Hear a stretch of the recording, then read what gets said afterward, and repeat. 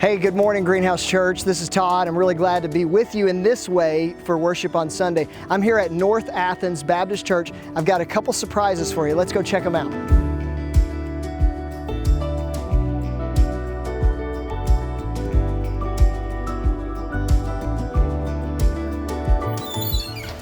Hey Church Greenhouse, we're inside North Athens Baptist, and I've got two people that we're going to interview today.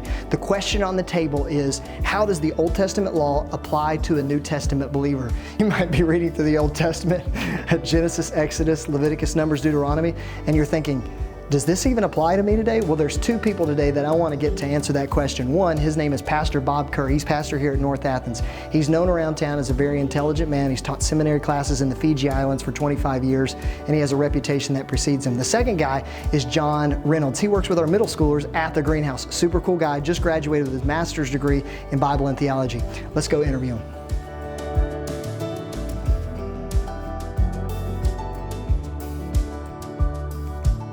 I've got John and Pastor Bob here, and we're going to be talking about how the Old Testament applies to, or doesn't apply to, or how it applies to a New Testament believer. And honestly, I thought I knew something about it until I started talking to Pastor Bob and realized I don't know half as much as I think I know about it. Hey, would you guys just kind of introduce yourselves and say maybe something about the interesting fact or something about yourselves? So I'm John, for those that don't know. I've been in Athens for about a year, so I've been going to the Greenhouse for about a year. I work with the middle schoolers there. I just finished my master's in theological studies. And an interesting fact, I have a master's in theological studies. How about that? That's good. That's awesome. Yeah. And this shirt actually belongs it to is John. He gave it to me yesterday. Yeah, that's true. Wait, I thought he gave it to your son. He did give it to my son. That's right. That's true. I steal my son's clothes. We're the same size. I'm Bob Kerr. I'm the pastor here at North Athens.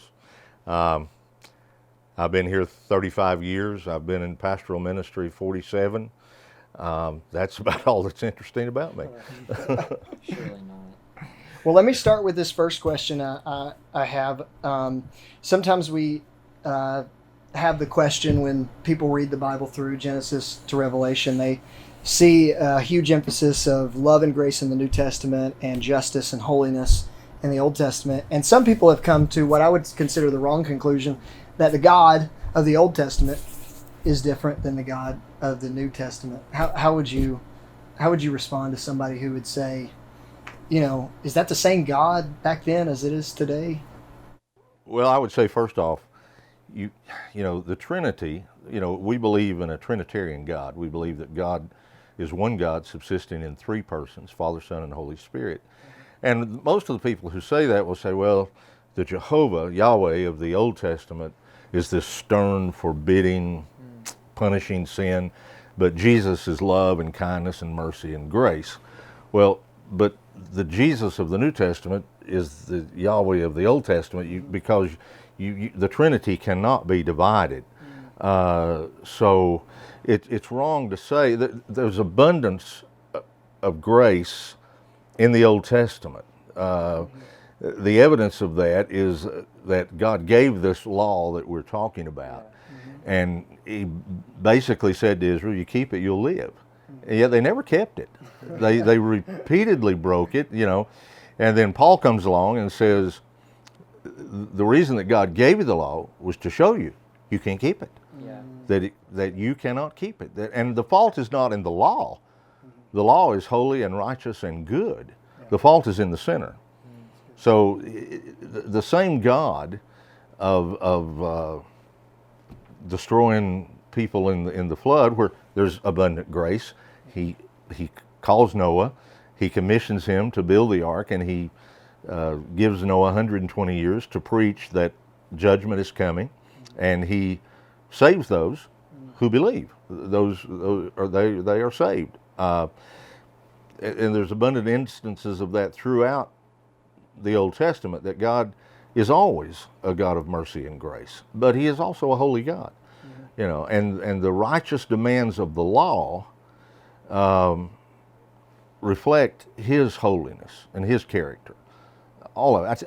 I always try to tell new believers, remember when you're reading the Bible, Old or New Testament, it's not about you. The whole thing's about God. You know, David defeating Goliath doesn't mean you can bash the giants in your life. It means God is a great God. That's what it means. You know, God is the focus of the Bible. Always, always, always. Can I piggyback off something you said and just ask you to further explain? You said that the law is holy, righteous, and good, which, you know, is described in Romans chapter 7. Mm-hmm. What are some other purposes in the law? Why is it that God gave us this Old Testament law? I think that the law is, you know, Calvin said there was 3 uses of the law. Okay. The first is to mirror God's attributes. The law tells us what God is like. And the second was to restrain evil, and the third was to be a guide for believers. You know, he said that the law would allow us to know the will of God, and it would arouse obedience. And while I don't, you know, the second one seems to contradict what Paul said when he says the law was sent to increase evil. Okay, yeah, but Calvin did qualify that. He said you had to have a codified state to go with. So basically you'd have to have a Geneva church state in order for the law to restrain evil, I think. Because Calvin was in France. And right. He was... Every time I read Calvin, I'm reminded of how dumb I am. I mean, he wrote his first draft of the Institutes when he was 26. Oh wow! Okay. So you know, but the law was to show people that God is holy. Yeah. You know, sometimes people ask, and I do this sometimes to generate discussion. I ask the question, do you have to keep the law to go to heaven? And the short answer is absolutely, yes. Jesus said, be therefore perfect. And then if there's any question about what that might mean, even as your Father in heaven is perfect.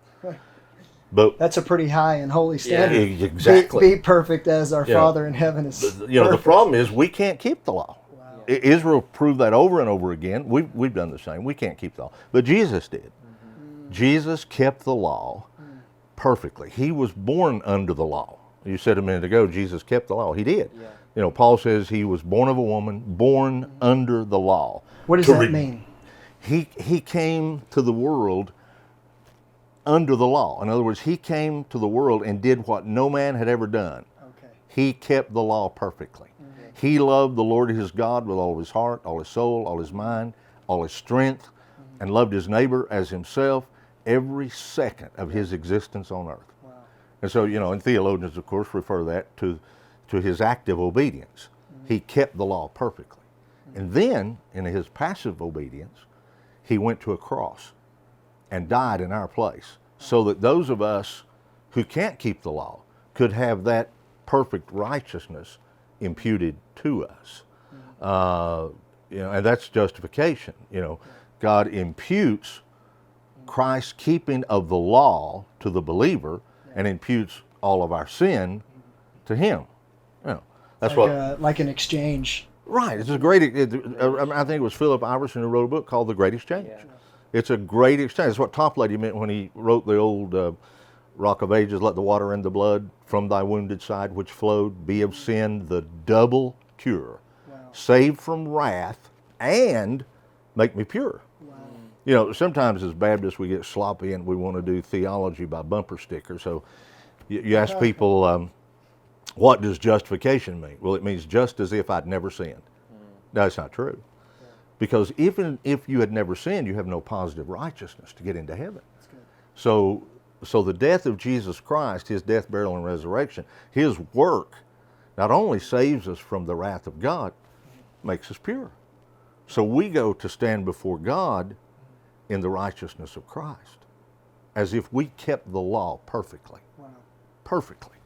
So he takes our sin and we take his righteousness. Exactly. That's the exchange.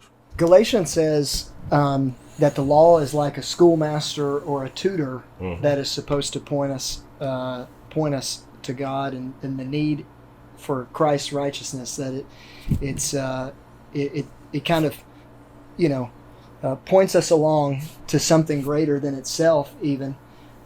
John, have you seen how in Scripture the Ten Commandments really point out our sin and need for Christ? Yeah, because we can't follow it perfectly. I mean, that's what I was thinking when you were talking about the law being a tutor.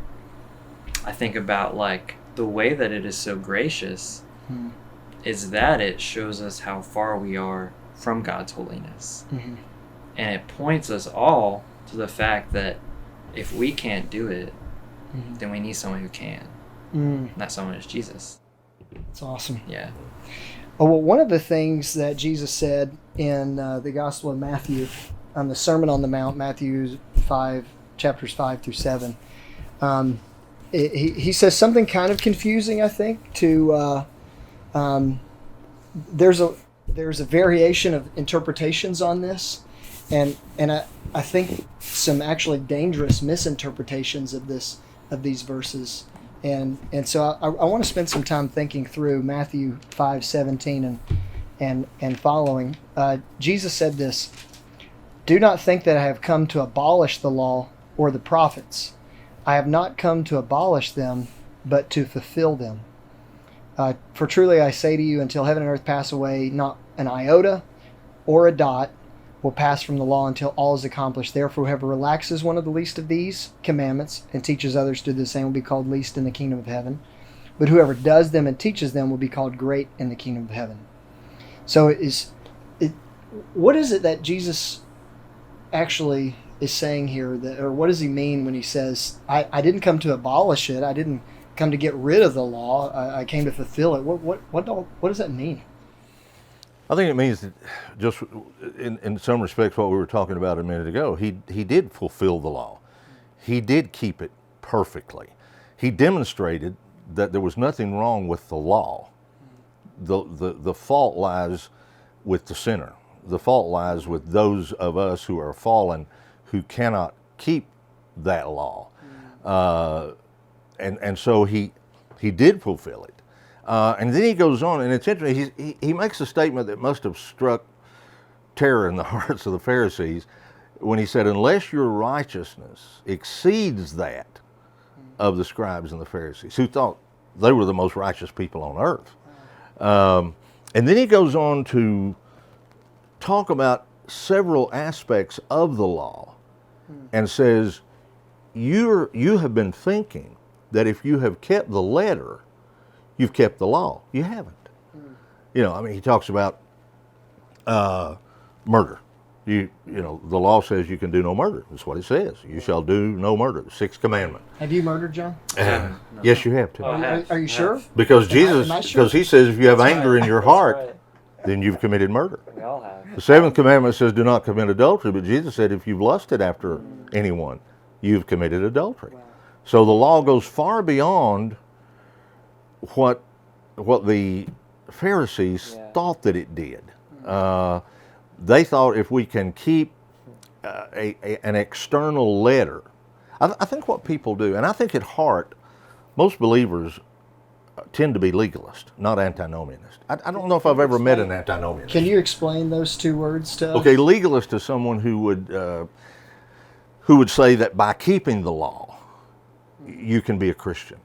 You know, an antinomianist would say, no, if you're a Christian, there is no law. The Christian would say, the more I sin is like Rasputin, who said, well, the more you sin, the more grace you get, so sin all that you can.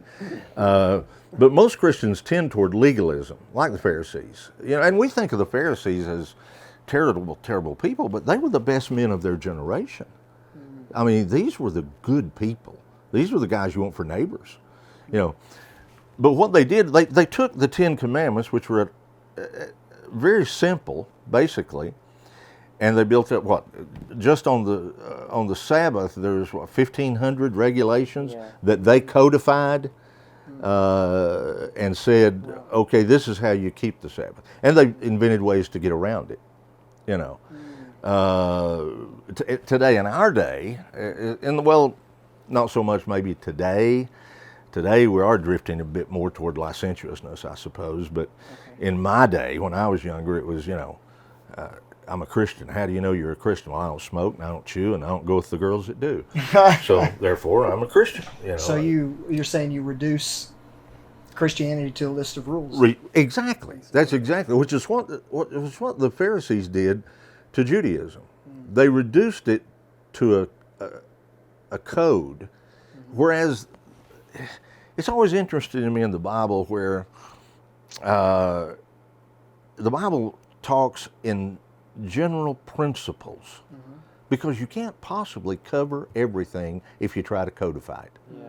Okay. Because how would you deal with, say, today with bioethics, those kind of things? You have to deal in the general principles that are involved for the most part. And the Pharisees didn't do that. They said, okay, we're going to make this list of rules, and it's obviously ones we can keep. We're like I said, we're all legalists at heart, but it's my rules, not yours. You have to keep mine. Have y'all noticed how that plays out in the normal, let's just say the normal life of a Christian here in Athens, Tennessee? How are we normally guilty of being legalists? I would say a lot of times it's just checking off the boxes of reading your Bible, praying in the morning and at night, because in some ways it's easier. Don't forget tithing. That's right. You gotta tithe. In some ways it's easier to just do things and check off the box than it is to have a relationship, because relationships are hard. But sometimes checking off boxes are easy. And if you think that that's all it is, it almost makes it easier in your mind. Yeah, I think so. I think you're exactly right. I think a lot of times, not that, reading your Bible, prayer, all of those are right and good, but it's easier to get up every morning and read your Bible and have a time of prayer sometimes than it is to love your neighbor. Yeah. Because people are messy, they're kind of, they can be a real hot mess. So it's, to make the application of that you have read and prayed about, and to bring it over. Jesus said, you love the Lord your God with all your heart, soul, mind, and strength. Love your neighbor as yourself. Yeah. In these are contained all the law and the prophets. Wow. Paul says, Galatians, love is the fulfillment of the law. You love your neighbor, and you don't murder him. You don't steal his wife. You don't take his things. You don't covet his possessions. So I think that legalism is easier. You're exactly right. I would say that's exactly it. You're checking a box, and checking a box can get to be rote and pretty simple. I've heard it said that kind of the goal of Christianity in places where the church has been for a long time is just to make good citizens. And I think that being a good citizen is a good thing. We ought to be the most ruly people and the most helpful and loving our neighbor and standing for justice and love and kindness and all that in our communities. But it doesn't equate being a follower of Christ, just trying to be a nice person and a good citizen. I think there's a difference. I think the motivation, and to me it seems in the Bible, attitude and motivation are always key. Okay. You give a cup of cold water, but you got to give it in Jesus' name. Yeah. What does that mean? That means it's consistent with His attributes and character. You can do the actions, but if the motivation is not love for God, that prompts love for neighbor, then the actions. Matthew chapter 7. Those who come to Jesus say, "Lord, in Your name we've cast out demons. In Your name, we've preached," and it means to preach powerfully. And Jesus didn't deny they did that. They did. But He said, "Depart from me, you workers of iniquity. I never knew you." Because the motivation of their heart was not there. They were doing those things not out of a love for God and a love for their neighbor, but either for self-gratification or something of that nature. So what's your motivation? That's always key. Jesus looks at the heart. What is your heart? And that through the years, I've noticed that can work the other way too. A lot of times you do things that turn out wrong, but you meant them to be right, and people take them wrong and get all, but God knows my heart, and God knows when what I was doing was hypocrisy, and He knows what I was doing was genuine. That's good. So the other side to that, you had mentioned a word, antinomianism. How do you pronounce it? Antinomianism. Antinomianism, yes. So basically that means lawlessness, right? Like Against the law. Against the law. Yeah. I have no constraint, no consequences. Right. I'm out there. So, and some people who come to Jesus say, well, I'm not under the law anymore. I'm not restricted by the law anymore. I'm forgiven and I'm free to do as I please. How would you respond to that person that says that? And then also how do we know what commandments in the first portion of the Bible, before we meet Christ, before we see Jesus giving us grace through faith on the cross and in His resurrection, how do we know what portions of those commandments apply to us today? Because it seems like you read several that don't apply, but then some seem. Does that apply or not?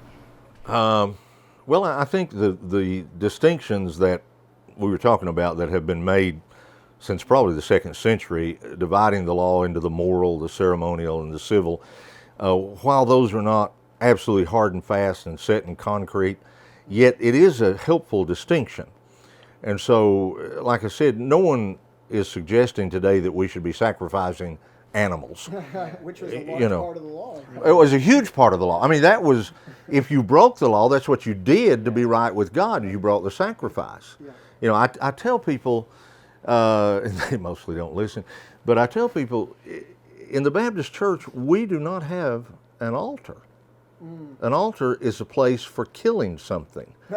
We have a communion table. Oh, wow. Okay. We have a communion table because Christ has died once for all. And we have communion with one another because of our communion with Him. And so I think those distinctions of moral, ceremonial, and civil are very, very helpful, especially for the new believer, because usually you can glance immediately and say, okay, not eating pork. And no one knows exactly why that's there, except So you're saying, in the Old Testament, they couldn't have a pepperoni pizza or or a ham sandwich. Couldn't eat bacon. Oh. I'm so thankful for the imagine. new covenant. I can't imagine. I'm so thankful for the new covenant. But, you think about when that, I think it's Deuteronomy chapter 14 where that's, elaborated on. And it seems that the only reason for it is because they're to be a separate people. Yeah. They are to be separated unto the Lord. So here's a list of things you can eat. Here's a list of things you can't eat. There's been all kinds of proposals about, well, it would be far more healthy if you didn't eat pork and things like that. But that may have been an ancillary benefit of it. But it seems that the primary purpose of it was to say, we belong to Yahweh. We belong to God, and therefore He has said, don't eat this, we can't eat this. Yeah. And so that's what we're doing. But it's pretty obvious that's not a part of the moral law, because you come to Matthew chapter 7, and Jesus plainly says that, or Mark 7, that all foods are clean. Yeah. Nothing is to be, and Paul does the same thing in Romans chapter 14, where he has that discussion about the strong and the weak. And obviously, Paul sides with the strong. He says you can eat anything. It doesn't matter. You eat or drink.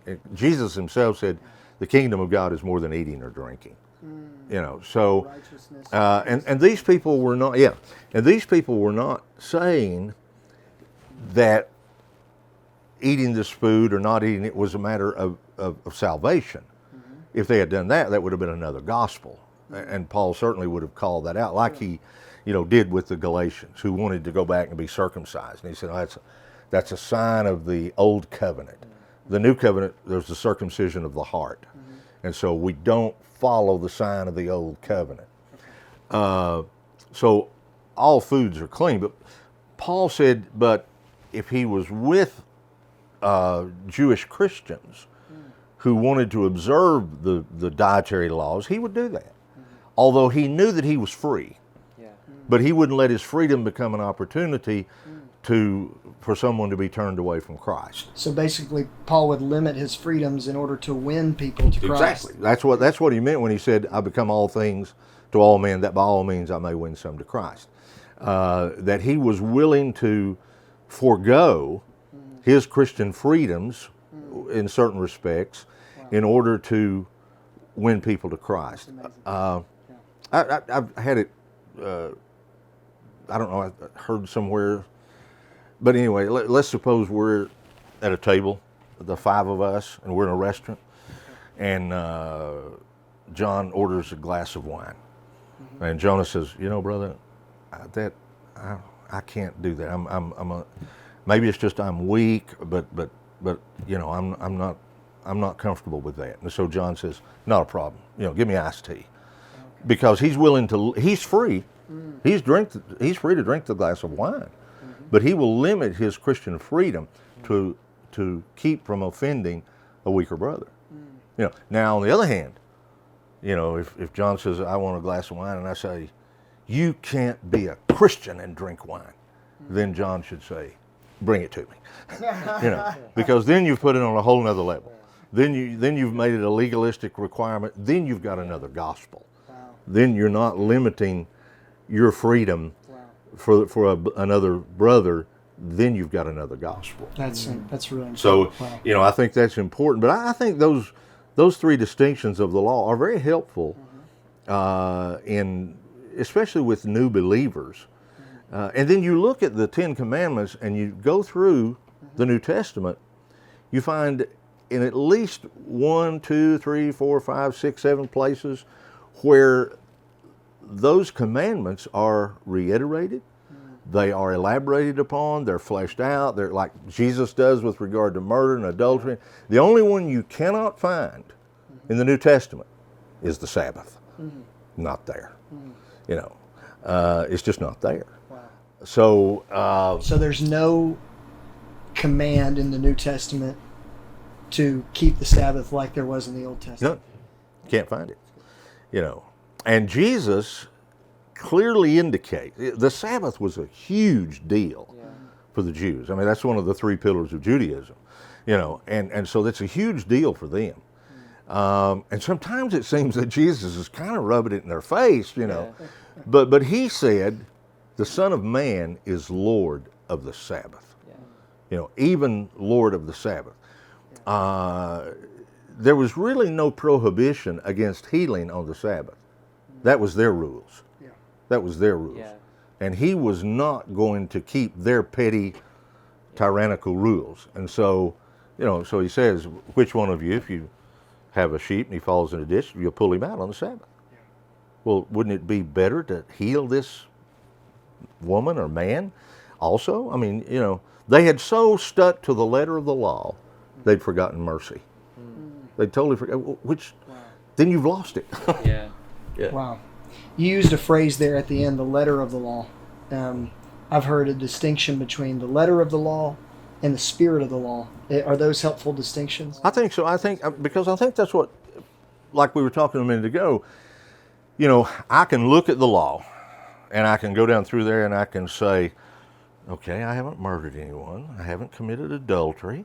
Haven't stolen anything in a while? Yeah, I can't say that, But anyway, but then you look at what the Gospels say, what Jesus said. Oh, I've been angry with my brother. And I've committed murder. I've lusted after women. So I've committed adultery. I'm covetous. So when we really look at it, when you look at the Ten Commandments from the perspective of a new believer, and understanding that God never justifies anyone that he doesn't first regenerate. So those who have been justified have been made new creations. They have a new heart. And the new covenant is the laws are written on our heart, not on tablets of stone. And so we look at the way the New Testament's a lot harder in some ways, because your distinction, I think, is quite apt. The Pharisees said, I kept the letter of the law, I'm good. Jesus said, no, you missed the spirit of it. Yeah. You know, he gives the example of with the Pharisees, you know, they say, you say, you should help your parents. You should honor your mother and your father, the fifth commandment. But you said it's korban, meaning, oh, I've given it to the church. When I die, everything goes to the synagogue. So now I can't help my parents. You know, your greed is keeping you from really keeping the fifth commandment. You think you're keeping it, but you're not. Yeah, in respect to the letter versus the spirit, like, in a sense, every single law has a principle behind it that we, even as new covenant believers, can and should follow. But that doesn't mean that we need to follow exactly what the law says. Like, I took a class once, Old Testament Theology, and that's what we had an entire exercise one day. And I think we actually went over one of the ones you have on our sheet of, like, the mixed, like, two fabrics. Yes, like, don't wear anything of mixed fabric. And I don't remember, like, exactly what we talked about, but we spent the whole class drawing a timeless principle from that law. Now, that doesn't mean that you can't wear yoga pants. Yeah, clothing that has two fabrics. I don't wear yoga pants. There's a principle that if you dig deep enough in every, I'm glad you don't. There's a principle that if you dig deep enough, there's a principle there that even as new covenant believers, that if we live out the commandment to love, then we will follow. Essentially, we will follow that principle. So basically, you're saying that there used to be in the Old Covenant, the first part of the Bible, a commandment that said you can't wear clothing made from two different kinds of fabrics, and that doesn't apply to us today. However, you said there's a principle there. I would say. And the principle essentially does. Would be maybe what you said earlier, that God's people were intended to be distinct, separate, and holy. And the way that applies to us today, being distinct, separate, and holy, could be the fruit of the Spirit, which is love, and I would, joy, you know, I would, patience, kindness, I would goodness. think that that principle could be carried to Romans 12:1. Do not be conformed to this world, but be transformed by the renewing of your mind, that you may, and that don't be conformed to the world, to its fads, its fashions. We get caught up in that. We really do, and it's a very difficult thing. You know, many believers have said over the years, over the millennia, 2 millennia of the church, that the distinction between law and grace is very difficult to discern. So these things we're talking about are not easy. You know, they're hard, and especially hard for new believers. But the more that you study your Bible, the more that you read, especially you read the New Testament, you find, I mean, if you go over that in Galatians chapter 5, like I said, and you talk about those who walk in the flesh, and like I said, he covers every sin imaginable. And then the fruit of the Spirit. These are those who walk in the Spirit, and love and joy, and it's a far better way. It's a far better way. Although I still, again, would go back to say, and I would agree, I think it was a man named Doss, he wrote and you can find it on the ETS website, he wrote a long paper about the purpose of the law in the life of a Christian, and he talks about, he says the law has been abrogated, it's been fulfilled. So we're not under the law as believers. And yet the law provides us with moral norms, he says. And it has a revelatory and pedagogical use. It can reveal God to us. It can teach us. We can, you know, we can learn a lot about the character of God and His holiness. And it's good. You know. It looks like you have a couple resources here. Yeah. Pastor Bob, would you just show them to us? This book is there's several of these books. They're point counterpoint.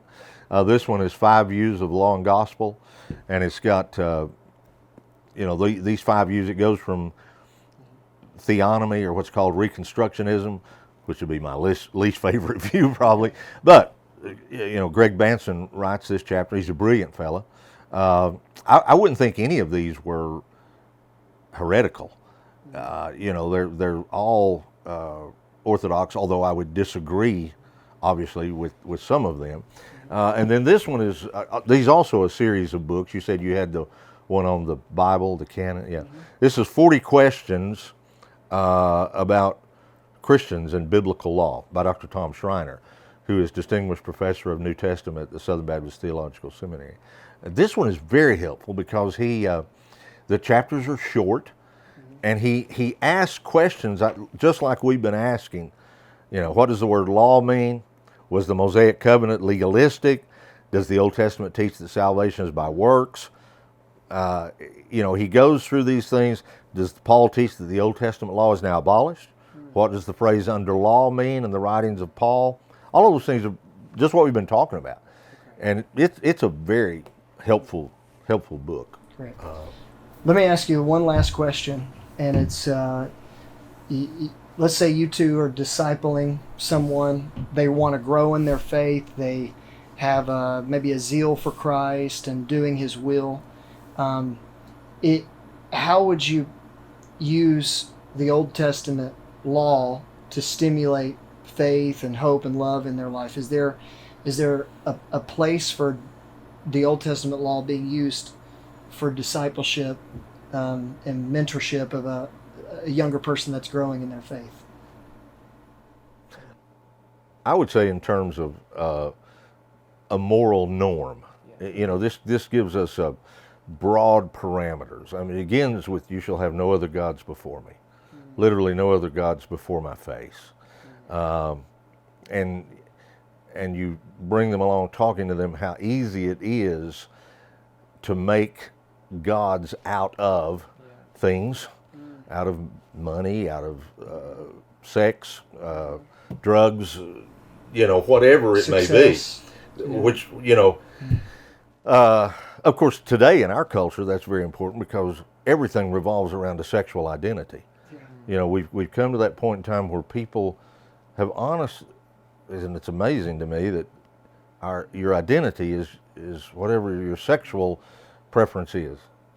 It's crazy, And we find our identity, of course, in Christ and in the redemption. But if you can relate the law in a historical, redemptive context to a new believer, then I think it's very helpful. Yeah, I would say, and we kind of talked about this, in regards to revealing just hopefully on a more deep level, the character of God. It'd be kind of cool to take a new believer through the law to find principles, timeless principles, and to reveal that it wasn't just a set of rules, but it was actually God revealing His heart to the people. I think that'd be kind of cool. Exactly. Thanks, guys, for joining me and sharing your wisdom, insight, intelligence, and helping stimulate growth in us, and in the greenhouse. Thanks for asking. Thanks. Hey, Pastor Bob and John talked to us today about how the New Testament believer applies the Old Testament law to their life. One of the things they said is that Christ is the end of the law to everyone who believes. And what they mean is that the trying to achieve righteousness or earn favor with God or earn our forgiveness, it doesn't work. It never has worked, actually. That's what Jesus is for. Jesus introduces us to God the Father. He takes our hand in the Father's hands and puts us together, and it is because of what Jesus has done on the cross and in the resurrection that we have any hope at all, because Jesus perfectly fulfilled the law. Part of the purpose of the law was to realize that we actually need God, that we cannot keep the law, that we can't measure up to the standards of God. It also reveals God's character and God's love for us, that even though He knew that we couldn't keep His perfect law, He still extended grace to us in His Son, Jesus Christ. And even within the law itself, He extended grace. He made provisions for how to have forgiveness under the Old Testament system.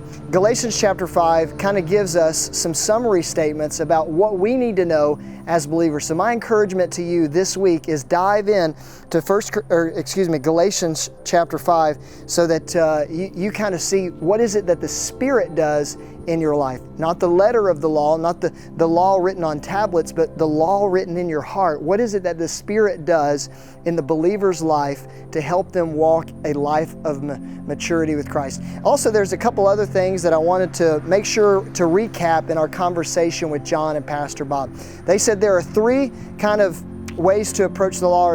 You're able to see the law in three different ways. One, there's a ceremonial section of the law, what the priests did, what the temple did, the sacrificial system, all of that, the priestly ceremonial law. And then there's a portion of the Old Testament that's the civil law, because God was dealing with a nation, the nation of Israel. So there's certain civil laws that God commanded.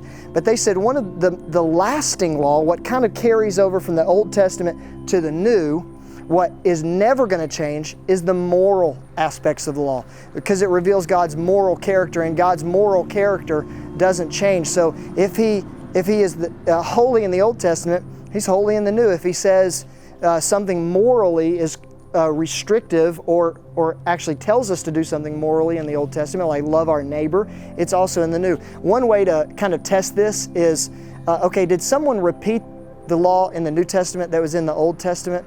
John also gave us a really important principle. He said, when you look at the Old Testament law and you think it really doesn't apply, try to zoom out and find out what is the intention behind it, what is the principle in it. So you take this sort of concrete law, you abstract the principle so that you can find out how it applies to a New Testament believer. I hope that this is going to be helpful in your walk with Christ. And if you got any questions, it's really important for us to grow together. So find a mentor, someone more seasoned in their faith, someone who has been faithful and looking and able to teach Scripture. So ask some questions, send me an email if you need to. I really want us to wrap our hearts around how the Old Testament law provides direction for the New Testament believers, and mostly as the series as the series title is, these are guardrails for our life. These are God is helping us have certain self-constraints so we can live more fully alive in Him, keeping us from regret, catastrophe in our moral life, and living a life of unnecessary self-imposed evil and regret. So thanks for joining us today on Sunday for worship. Let's continue in song.